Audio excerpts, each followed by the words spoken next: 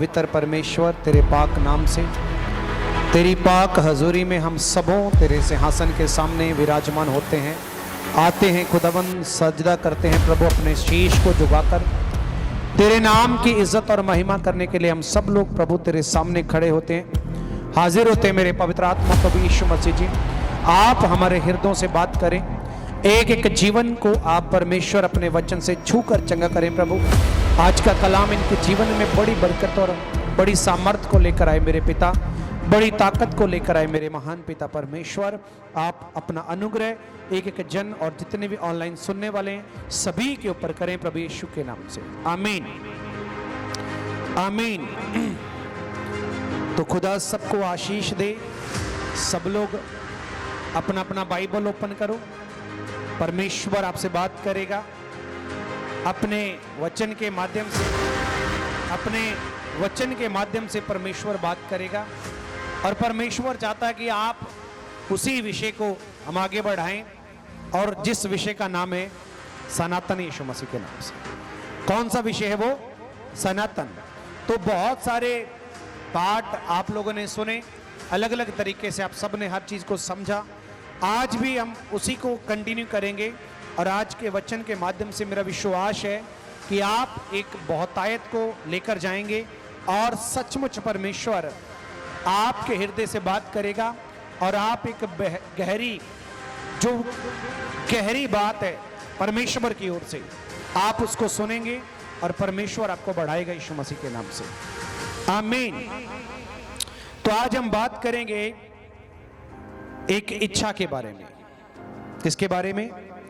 सब बोलो, किसके बारे में? इच्छा के बारे में, अटेंशन के बारे में, मनसा के बारे में। और कैसी मंशा, कैसी इच्छा परमेश्वर रखता है अपने लोगों से, या परमेश्वर अपनी प्रजा से कैसी इच्छा रखता है, और जो वो इच्छा है वो अभी या कल की नहीं है, वो भी सनातन इच्छा है यीशु मसीह के नाम से। वो भी सनातन इच्छा है परमेश्वर की, आज की नहीं। जब से परमेश्वर ने सृष्टि को बनाया, जब से खुदा ने इस भूलोक को पैदा किया, मुझे आप सबको बनाया, उस टाइम से लेकर आज तक एक उसकी इच्छा है, और उसी इच्छा को हम बोलते हैं सनातन इच्छा, सनातन मंशा, सनातन अटेंशन, जो अभी की नहीं है, इंटरनल, बहुत टाइम पुरानी है, सदा की है, शुरू से है। और आज हम सब सनातन इच्छा के बारे में और मंशा के बारे में हम सब लोग सीखेंगे। सब कहें आमीन, हालेलुया। तो निकाले मेरे साथ दूसरा तिमोथियस। बाइबल आपका वही है जो 10 से 15 साल पहले था, जो आप पढ़ रहे थे, वही बाइबल है। निकालें दूसरा तिमोथियस 1 अध्याय और उसकी 9 नंबर आयत को मैं आपके लिए पढ़ूंगा। लिखा है यहां पर, जिसने हमारा उद्धार किया, जिसने हमारा उद्धार किया। सब ऊंची आवाज में मेरे साथ मिलकर पुकारें, जिसने हमारा उद्धार किया और पवित्र बुलाहट से बुलाया, और यह है हमारे कामों के अनुसार नहीं, पर उसके उद्देश्य और उस अनुग्रह के अनुसार है, जो मसीह यीशु में सनातन से हम पर हुआ यीशु मसीह के नाम से। जिसने हमारा उद्धार किया और पवित्र बुलाहट से बुलाया, और यह हमारे कामों के अनुसार नहीं, हमारे धर्मों के अनुसार नहीं, हमारी गतिविधियों के अनुसार नहीं, हमारे रिचुअल के अनुसार नहीं, हमारे कर्मकांडों के अनुसार नहीं, हमारे रीति रिवाजों के अनुसार नहीं, बल्कि और ये हमारे कामों के अनुसार नहीं, पर उसके उद्देश्य और उस अनुग्रह के अनुसार है, जो मसीह यीशु में सनातन से हम सब पर हुआ है यीशु मसीह के सामर्थी नाम से। पर अब हमारे उद्धारकर्ता मसीह यीशु के प्रकट होने के द्वारा प्रकाशित हुआ है, जिसने मृत्यु का नाश किया। सब कहो, जिसने मृत्यु का नाश किया, अर्थात पाप का और दुखों का नाश किया, और जीवन, सब बोलो जीवन, ऊंची आवाज में बोलो जीवन, जीवन और अमरता को, अमर होना, अमर होना। कितने लोग समझ मेरे अमरता की बात को? अमर होना, कभी ना मरना, अमर, जीवन और अमरता को उस सुसमाचार के द्वारा जिसने मृत्यु का नाश किया, और जीवन और अमरता को उस सुसमाचार के द्वारा प्रकाशमान कर दिया, जिसके लिए मैं प्रचारक, प्रेरित और उपदेशक भी ठहरा यीशु मसीह के सामर्थी नाम से। कर सकते हैं प्रभु के लिए ताली। हालेलुया। तो आपका उद्धार हुआ, मुक्ति हुई, और ये आपके रिचुअल के कारण नहीं है, आपके कर्मकांडों के कारण नहीं है, आपके परमेश्वर के सामने किए गए अर्पणों के द्वारा नहीं है। ये परमेश्वर की पवित्र बुलाहट है आप सबके लिए। हालेलुया। बड़े ध्यान से मेरी बात को समझना है। ये परमेश्वर की पवित्र कॉलिंग है, पवित्र बुलाहट है कि एक व्यक्ति मुक्ति हासिल करे, एक व्यक्ति मोक्ष को प्राप्त करे, मुक्ति को ग्रहण करे। और सबसे ज्यादा अगर इस पृथ्वी पर अहम और जरूरी काम है तो वो उद्धार है। इस पृथ्वी पर सबसे ज्यादा अगर परमेश्वर का कोई पसंदीदा काम है, कोई बड़ा काम है जिसको करने के लिए परमेश्वर ने हमें बनाया, वो उद्धार है, अर्थात साल्वेशन है, अर्थात मुक्ति है। लेकिन ये इच्छा कब की है? प्रभु की। ये इच्छा कब की है? परमेश्वर की। बोलो भाई, ये ऑनलाइन भी बोलो, ये इच्छा अब की है, ये शुरू की है, आद से है। मंशा परमेश्वर की सनातन है। कौन सी? कि हर एक व्यक्ति उसकी पवित्र बुलाहट में आए और उद्धार को प्राप्त करे यीशु मसीह के नाम से। हर एक व्यक्ति परमेश्वर की बुलाहट में आए और परमेश्वर के द्वारा दिए गए उद्धार को वो प्राप्त करे। और ये अभी की नहीं है, ये कल परसों की नहीं है, ये 2023 साल पहले की नहीं है। ये इच्छा, ये मंशा सनातन मंशा है परमेश्वर की, जो आज से लेकर उससे भी पहले, जब से परमेश्वर ने अपने हृदय में ये सोचा, ये उस टाइम की इच्छा है। और उसी इच्छा को पूरा करने के लिए आप और मैं और जितने यहां पर मुझे देख रहे हैं सब कल मिलेंगे 25 दिसंबर को पार्क व्यू रिजॉर्ट में, इसी सनातन इच्छा को पूरा करने के लिए यीशु मसीह के नाम से। आप वेलकम है, आप सबका, आप आए यीशु मसीह के नाम से। हालेलुया। सबको मेरी बात समझ आ रही? कौन सी इच्छा? हाँ जी, बोलो बोलो। इब्रानियत 13:11। Thank you Jesus. इब्रानिय की पत्री 13वां अध्याय उसकी 11 नंबर आयत को भी देखते हैं।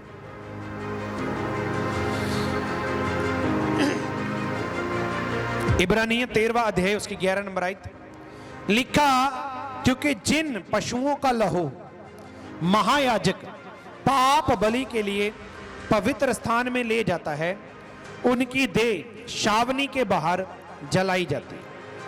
उनकी देह छावनी के बाहर जलाई जाती है। बड़े ध्यान से सुनना है, क्योंकि जिन पशुओं का लहू महायाजक पाप बलि के लिए पवित्र स्थान में ले जाता है, उनकी देह छावनी के बाहर जलाई जाती है।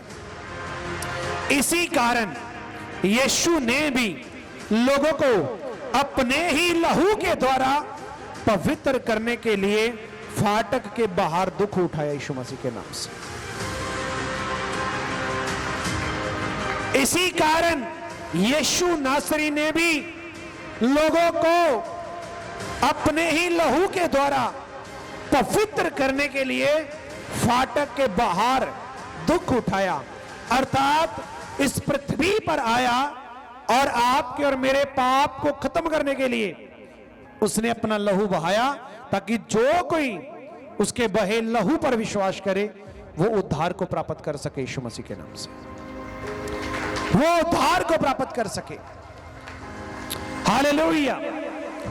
इसी का इब्रानिय 3, हालेलुया, इब्रानिय 3 अध्याय। थैंक यू फादर, धन्यवाद हो यीशु। उसके भी 11 नंबर आयत को हम देखते हैं क्या लिखा है।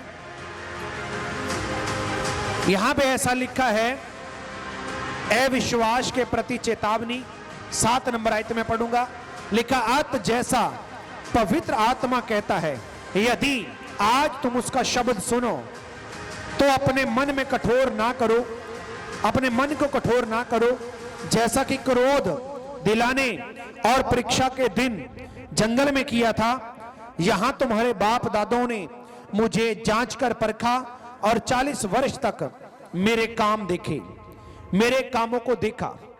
इस कारण मैं उस समय के लोगों से क्रोधित रहा और कहा, इनके मन सदा भटकते रहते हैं और इन्होंने मेरे मार्गों को नहीं पहचाना। तब मैंने क्रोध में आकर शपथ खाई, वे मेरे विश्राम में प्रवेश करने ना पाएंगे, वे मेरे विश्राम में प्रवेश ना करने पाएंगे। ये किसने शपथ खाई थी? परमेश्वर ने। ये शपथ किसने खाई थी? परमेश्वर ने। अब इसी शपथ को, इसी बात को, और जो विश्राम का स्थान है, पवित्र स्थान है, उसमें मुझे और आप सबको प्रवेश दिलाने के लिए प्रभु यीशु ने अपना लहू अर्पण किया, यीशु मसीह के सामर्थ्य नाम से। ये इच्छा कब की है? ये इच्छा अभी की है कि लोग पवित्र स्थान में प्रवेश करें। अब की इच्छा है? बोलो, ये इच्छा कब की है? सब मिलके कहो, कब से है? ऊंची आवाज में, कब से है? हालेलुया। कहां पर लिखा है? हम पढ़ेंगे उसको भी। इफिसियों 3 अध्याय और उसकी 11 नंबर आयत को हम पढ़ेंगे प्रभु यीशु के नाम से। Thank you Jesus. इफिसियों 3 अध्याय उसकी 11 नंबर आयत को भी हम पढ़ेंगे। यहां पर भी कुछ ऐसा ही लिखा है। लिखा है इफिसियों 3 अध्याय उसकी 11 नंबर आयत, आप पढ़ें और सुने। लिखा, उस सनातन मंशा के अनुसार जो उसने हमारे प्रभु मसीह यीशु में की थी, जिसमें हमको उस पर विश्वास करने से साहस और भरोसे के साथ परमेश्वर के निकट आने का अधिकार मिला है, यीशु मसीह के सामर्थ्य नाम से। उस वहां पर लिखा है कि उसने शपथ खाई कि मेरे पवित्र स्थान में या विश्राम स्थान में प्रवेश ना करने पाएंगे, लेकिन ये चीजें यीशु के द्वारा संभव हो पाई कि हम सब परमेश्वर से एक अधिकार के साथ मिल सकें। जैसे एक बेटा अपने बाप से अधिकार से बात करता है, एक बेटा अपने बाप से अधिकार से बात करता है, कि हम सब लोग अधिकार के द्वारा परमेश्वर के सामने जा सकें। इसलिए ये इच्छा अब की नहीं थी, ये सनातन मंशा थी। कौन सी मंशा? आप देखें अपनी बाइबल में लिखा है, उस सनातन मंशा के अनुसार। कौन सी मंशा? सनातन इच्छा के अनुसार, उस सनातन मंशा के अनुसार जो उसने हमारे प्रभु मसीह यीशु में की थी, जिसमें हमको उस पर विश्वास करने से साहस और भरोसे के साथ परमेश्वर के निकट जाने का या आने का अधिकार है, यीशु नासरी के सामर्थ्य नाम से। तो अब आप समझे, शुरू से है कि जो व्यक्ति मैंने बनाया वो साल्वेशन को ग्रहण करे, मुक्ति को ग्रहण करे और एक रूह नरक में जाने से बचे। ये परमेश्वर का प्लान है। मुक्ति का अर्थ ही दुखों से आजादी है। आपको समझना है मैंने कुछ बोला है। मुक्ति का अर्थ क्या है? दुखों से आजादी, समस्याओं से आजादी। एक ऐसा लेवल या एक ऐसा स्थान या एक ऐसी अवस्था जब आपको दुख और सुख एक जैसा लगने लगे तो समझ लेना आप मोक्ष को प्राप्त कर चुके हैं यीशु मसीह के नाम से। आप मुक्ति प्राप्त कर चुके हैं। जब दुख और सुख, दुख के अंदर भी आप कहें प्रभु तेरा धन्यवाद, सुख के अंदर भी आप कहें प्रभु तेरा धन्यवाद। जब दुख और सुख आपको एक समान लगने लगे तो समझ लो आप किस में पहुंच चुके हैं। आप उस मोक्ष के पहले लेवल में आ चुके हैं जो आपको परमेश्वर के नजदीक और बारीकी से लेके जा सकता है। ये एक अवस्था है और परमेश्वर ये चाहता है कि उसके द्वारा जो बनाया गया मनुष्य है और उसकी ये सनातन मंशा है कि हर एक व्यक्ति उद्धार को प्राप्त करे, हर एक व्यक्ति मुक्ति को ग्रहण करे, साल्वेशन को ग्रहण करे। और उसी के लिए हमारे आपके शहर बठिंडा में मुक्ति दिवस को मनाने के लिए आप आए और मुक्ति को जाने और मुक्ति हासिल करें प्रभु यीशु के सामर्थी नाम से। यीशु के सामर्थी नाम से तारीफ कर सकते प्रभु के लिए। पवित्र आत्मा का धन्यवाद करेंगे, खुदा की तारीफ करेंगे पवित्र आत्मा के नाम से। उस सनातन इच्छा के लिए हम काम करेंगे जो परमेश्वर की है। आमीन। परमेश्वर आप सबको बढ़ाएगा, आशीष देगा, अद्भुत रीति से आप बढ़ेंगे कि जो सबसे मेन आपका काम है वो उद्धार को ग्रहण करना है। और जब आप उसको ग्रहण करते हैं तो आपकी अवस्था फिर दुख और सुख से बहुत हायर लेवल की हो जाती है। फिर आप दुख और सुख में जीना बंद कर देते हैं, आप आज़ाद होकर जीना शुरू करते हैं और आज़ादी का नाम ही यीशु मसीह है। आमीन। God bless you. प्रभु सबको आशीष और आशीष दे यीशु मसीह के सामर्थ्य से। आमीन। हालेलुया।